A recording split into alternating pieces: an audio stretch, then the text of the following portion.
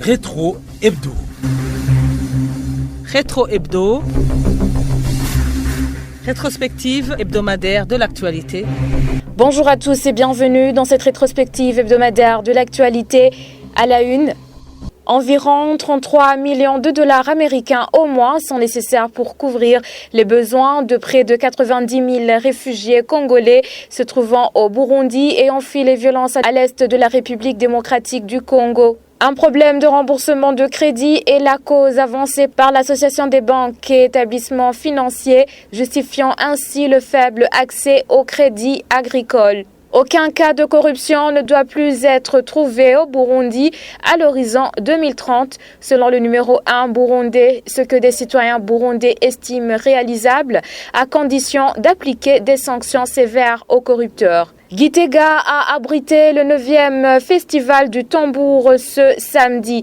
La ministre ayant la culture dans ses attributions a annoncé alors que les compétitions des tambourinaires seront désormais organisées chaque année à partir des communes.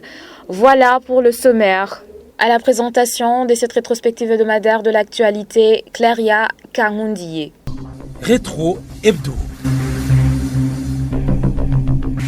Radio Indundi Culture, encore une fois, bienvenue dans cette rétrospective hebdomadaire de l'actualité. Je vous le disais tantôt, au moins 15 000 réfugiés congolais ont été transférés vers un nouveau site de Busuma en commune Ruyigi de la province Buhumuza. Ils traversent une situation humanitaire critique. Les besoins fondamentaux manquent cruellement. Ils craignent notamment le risque de maladie s'ils sont exposés aux aléas de tout genre et demandent aux humanitaires à leur venir en aide. Pantaleon Nakarutimana s'est rendu sur le lieu ce mardi. Voici son reportage. Les réfugiés estimés à 15 000 sont déplacés vers le site de transit de Busuma, commune Ruyigi, province Buhumuza, suite au conflit éclaté à l'est de la République démocratique du Congo, comme l'a révélé le chef de colline Ignace Nyandwi. Il mène une vie lacunaire. Nous mangeons à peine. Le mange carachant sans souris. C'est quand on reçoit par exemple un peu de riz, faute de quoi on dort comme ça. Nous n'avons rien à manger. Ils vivent sous des tentes et puisent sur 3 robinets publics, lesquels étaient réservés aux habitants de la localité. Ils passent toute une journée à la recherche de l'eau et essaient d'en économiser dans des flacons en plastique. L'autre question préoccupante, le manque de lieux d'aisance. Ils se servent des forêts des environs, risques graves de maladies des mains sales, de longues files d'attente. Enquête des services de santé se font observer. L'eau, c'est la vie. Il n'y en a pas pourtant. Nous partons le matin à la recherche de cette denrée et revenons le soir avec un seul bidon. La propriété est impossible. Beaucoup sont ceux-là malades. Il plaide pour aide en besoin de première nécessité. L'érection des blocs sanitaires et des robinets. En plus de ça, il demande des couvertures contre le froid du moment que le froid règne dans cette montagne de Wirimé. Nous sommes sous le coup de froid du matin au soir. Pourtant, nous n'avons aucune protection. Nous souffrons sérieusement. Vous saurez que l'autorité des collines s'investisse pour la médiation entre les autochtones et les réfugiés qui se disputent pour des feux du manioc, pour de l'eau potable jusqu'à des fouets. Il demande à toutes les parties prenantes la fourniture de leurs besoins afin de rendre possible la cohabitation des réfugiés et autochtones depuis Ruyigi, province Buhumuza. Pantalon Nakarutimana, Radio Indundi Culture. Des réclamations que reconnaît le président de la Commission de la Communauté économique des États de l'Afrique après une visite de terrain ce mardi. Il a lancé un appel humanitaire pour plus de 65 000 réfugiés congolais accueillis au site temporaire aménagé à Gatumba et Buganda en province Bujumbura. Ezekiel Nibigira a estimé que ces réfugiés font face à des défis, notamment le manque de nourriture, d'eau potable ainsi que des services sanitaires, et a interpellé tous les acteurs humanitaires face à la détérioration alarmante des conditions de vie de ces réfugiés. Et le ministère de l'Intérieur, de la Sécurité utilité publique, somme à certains de ces réfugiés congolais accueillis dans des ménages, tout comme ceux vivant les maisons en location ici et là au Burundi, de regagner les sites de transit en attendant qu'ils soient transférés au camp de réfugiés et de demandeurs d'asile. Selon un communiqué rendu public ce mercredi, le ministère a instruit aux autorités administratives et policières à veiller au respect de cette instruction sous peine de sanctions. Environ 50 réfugiés congolais regroupés sur le site de Gatumba, en commune Nahangwa de la province Bujumbura, ont déjà été touchés par l'épidémie de choléra. Des habitants de Gatumba se disent alors très inquiets face à cette épidémie, craignant qu'elle ne les atteigne, d'autant plus que cette zone connaît une grave pénurie d'eau potable. La représentante du Haut Commissariat des Nations Unies pour les réfugiés, Brigitte Eno, a indiqué ce mercredi que tout doit être mis en œuvre pour éviter que la situation ne se détériore davantage. Olivier Kwizera nous en dit plus. Il s'agit d'un véhicule automobile aménagé pour le transport des malades ou des blessés qui arrivent au site de Gatumba qui rassemble les réfugiés congolais pour récupérer les cas de choléra déjà signalés. Il est presque 9h, quelques minutes.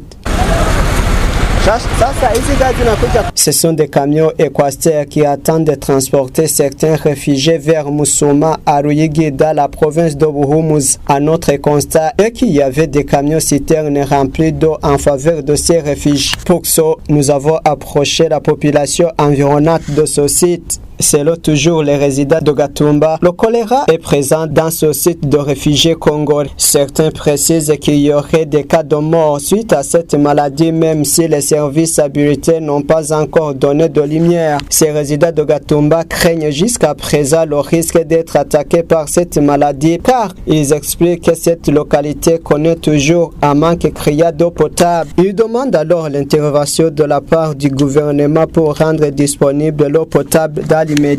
Les cas de choléra ont été signalés au cours de la réunion de concertation sur le lancement officiel d'un appel à fonds pour réponse inter-agence à l'endroit des réfugiés congolais au Burundi.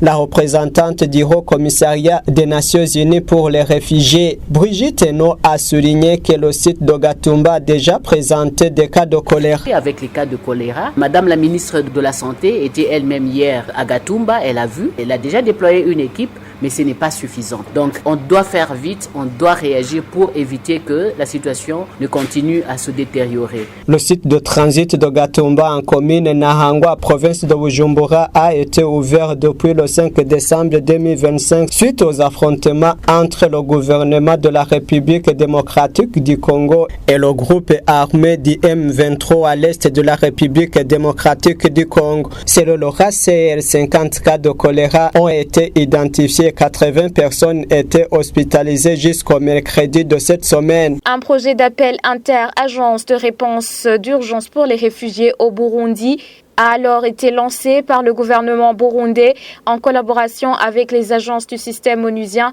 ce mercredi, un projet qui s'étend sur une période de 4 mois. L'afflux des réfugiés congolais arrivait à près de 90 000 selon les estimations ce mercredi, l'on estimait à 33 millions de dollars américains, la somme nécessaire pour couvrir les besoins fondamentaux de ces demandeurs d'asile.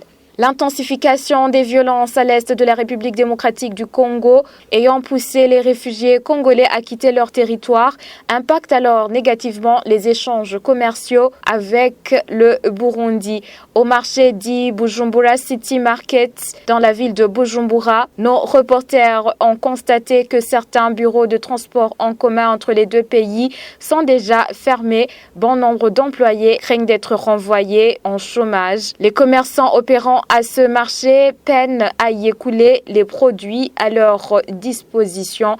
Les précisions de Dieudonné Nuandigamié. Lors de notre passage sur ce marché, dans un espace réservé pour les agences du Congo, la place était totalement vide et on ne remarque même pas de passagers. Alors que certains bureaux de ces agences sont fermés, d'autres sont ouverts, mais ceux qui travaillent dedans causent entre eux. Ce commerçant qui opère tout près de cet endroit affirme qu'aujourd'hui, ils n'ont pas de clients suite à cette problématique qui persiste.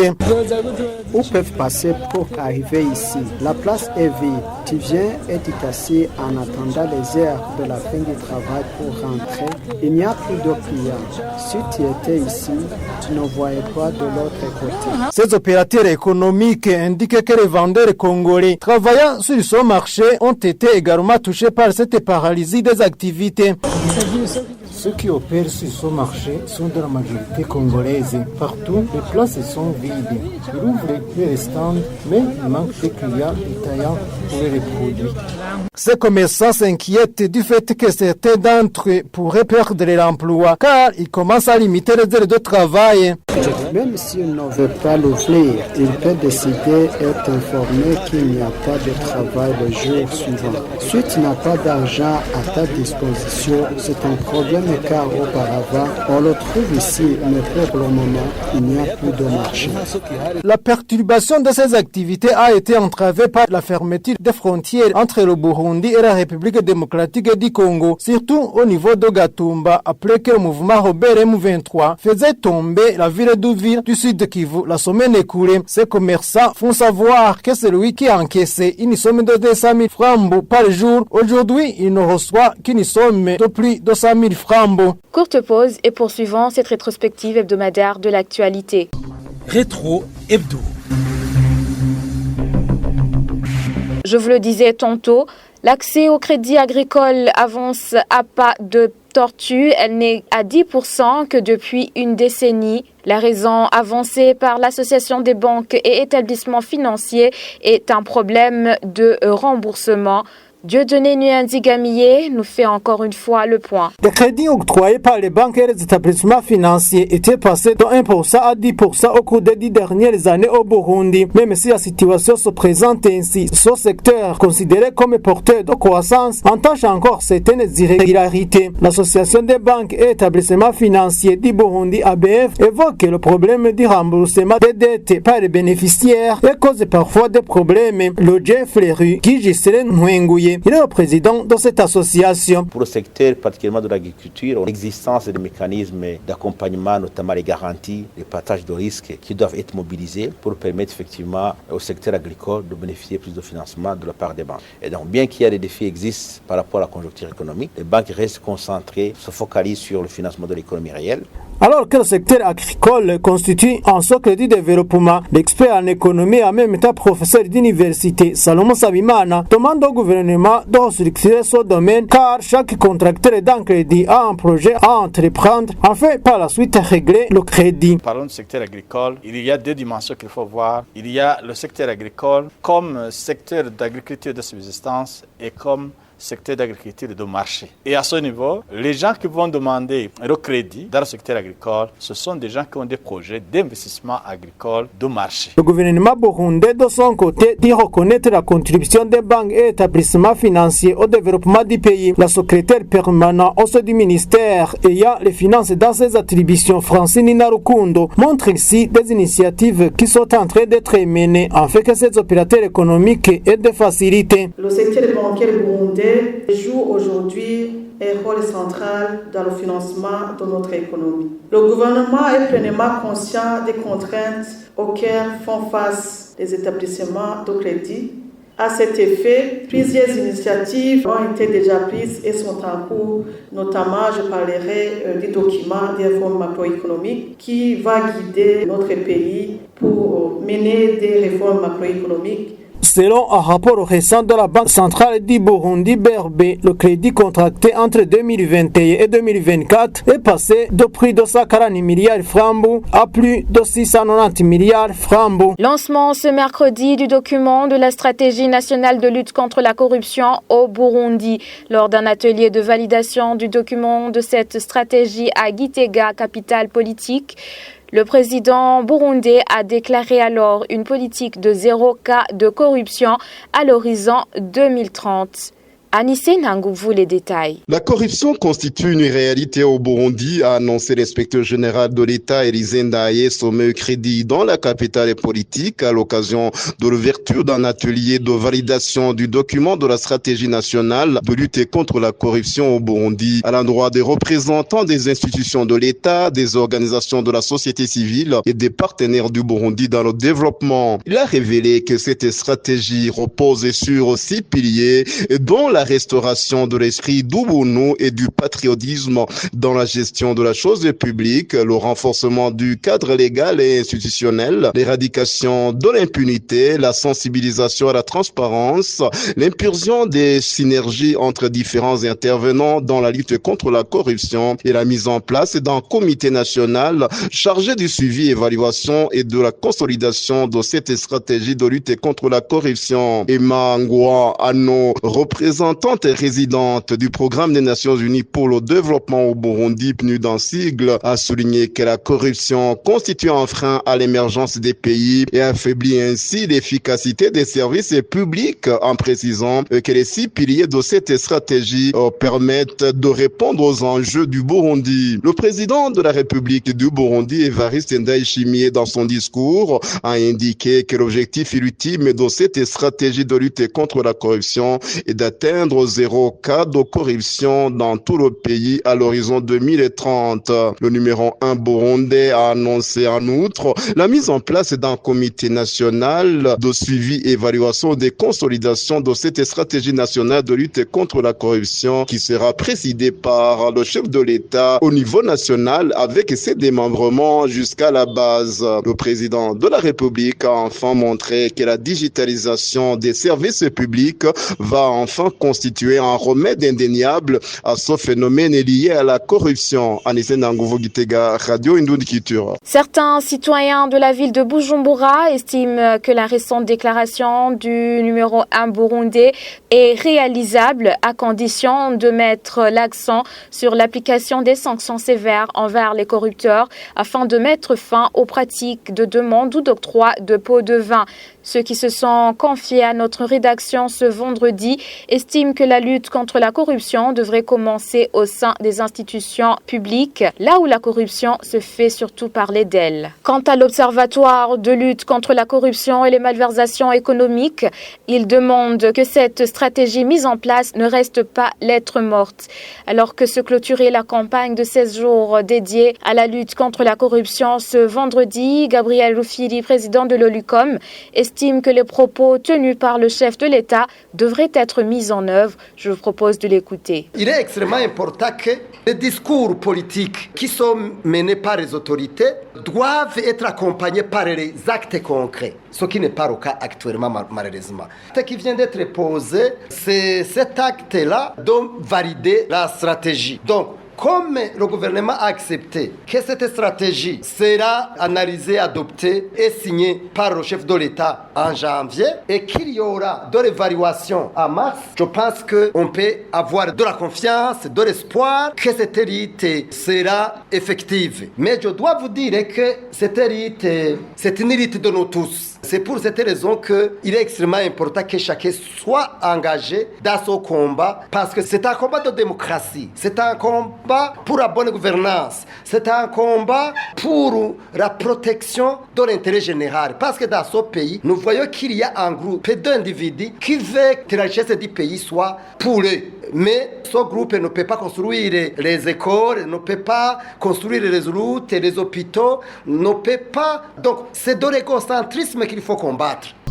Rétro Hebdo.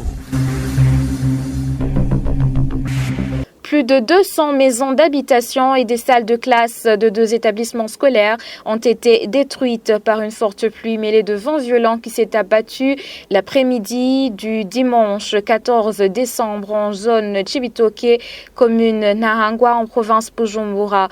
Les sinistrés se trouvaient dans une désolation puisqu'ils n'ont pas d'abri. Les autorités zonales, tout comme les victimes de ces intempéries, demandent une assistance de la part de qui que ce soit. Adolphe Nijimbere. Dans la zone de Chibitoke, on constate que de nombreuses maisons réparties dans les 7 quartiers de cette zone ont été endommagées et les toitures arrachées. Des habitants expliquent que ces dégâts ont été causés par le forte pluie mêlée de vents violents. C'était un vent violent, pas la pluie, c'est dû au vent violent. Il confirme que beaucoup de biens ont été endommagés, ce qui fait qu'à ce jour, ils sont dans la désolation. Ils ajoutent que même s'ils essaient de réparer leur maison, cela reste très difficile à raison du manque de moyens financiers dans ces familles et appellent à l'aide. Nous n'avons pas de moyens financiers. La catastrophe arrive sans que personne n'ait préparé. Si nous obtenons de l'aide, nous louerions Dieu qui est passé par ces personnes. Oswald Ndouimana, conseiller de la chef de zone Chibitoke, en charge de l'administration et la justice, confirme les faits et lance un appel au gouvernement ainsi qu'aux personnes de bonne volonté pour faire preuve de solidarité envers ces familles et les écoles endommagées, surtout à cette période de pluie. Oui, torrentiel qui a détruit, endommagé diverses maisons, les ménages, les écoles qui sont détruites par la pluie, c'est le lycée municipal de Chibitoke et l'école Don de Dieu. Nous interpellons les hiérarchies pour pouvoir nous aider, le ministère en charge de la solidarité, toutes les parties prenantes peuvent quand même faire quelque chose pour que la situation redevienne normale. Environ 200 maisons ont été endommagées dans ces pluies. Un phénomène similaire avait déjà emporté 51 maisons au mois d'octobre dernier. Parlons éducation à présent. 34% de près de 660 000, soit exactement 659 042 bancs pupitres disponibles, constituent les besoins mobiliers dans les établissements scolaires du Burundi. Dans une réunion d'échange sur la valorisation des vieux boisements et la production des bancs pupitres ce jeudi, le ministre en charge des Finances, Alain Ndikumana, a souligné que chaque commune devra identifier 6 hectares de boisements, dont 2 serviront à la fabrication de bancs pupitres selon les besoins dans sa circonscription, et les 4 hectares restants vont générer des fonds destinés au trésor public. Il a mentionné également que les communes dépourvues de ces vieux boisements seront appuyées par celles qui en disposent davantage. Rétro Hebdo. L'association des transporteurs du Burundi Atrabu demande au gouvernement burundais qu'il prenne des mesures appropriées afin d'éviter l'aggravation de la pénurie de carburant dans le pays. Lors d'une réunion qui a rassemblé les membres de cette association ainsi que différentes institutions, son secrétaire général a indiqué que des conflits dans les pays voisins ont des répercussions négatives sur ce secteur. Écoutons plutôt Charles Nilameba, secrétaire général de l'Atrabu. Ce qui se passe dans un pays voisin, la République démocratique du Congo, beaucoup de réfugiés qui viennent chez nous. Nous avons pas mal de bus qui sont en train d'être utilisés dans le déplacement des réfugiés vers la province d'Oruyé. Parmi les problèmes qui entre le secteur, effectivement, le carburant. Notre pays a connu une crise de carburant qui dure plusieurs années. Quand il y a l'afflux des réfugiés, quand il y a des problèmes, l'on doit attirer l'attention. C'est pour cela que parfois il y a des gens qui forment les files d'attente. Sinon, au niveau de l'Atrabu, nous sommes des commerçants transporteurs. Il y a d'autres personnes bien habilitées pour négocier, suivre toutes ces questions de bon voisinage. Au niveau de l'Atrabu, l'on nous demande que l'approvisionnement régulier de carburant et l'allègement de certaines conditions, surtout les taxes et l'approvisionnement des produits nécessaires pour remplir notre fonction. Ce qui concerne le bon voisinage, on va essayer de plaider auprès du ministère de l'Intérieur, surtout auprès du ministre, et pour qu'ils puissent comprendre la souffrance des transporteurs. L'Atrabu se lamente également contre des sanctions jugées de trop prises à l'encontre des transporteurs en matière d'approvisionnement en carburant, ce qui souvent fait que des passagers manquent de bus dans la capitale économique, surtout le soir. La question était au menu d'échanges entre les opérateurs du transport rémunéré et des responsables de services publics concernés ce jeudi à Bujumbura. Les transporteurs ont été reprochés de détourner les quotas du carburant consommé aux stations-service. Nolis Ndouimana.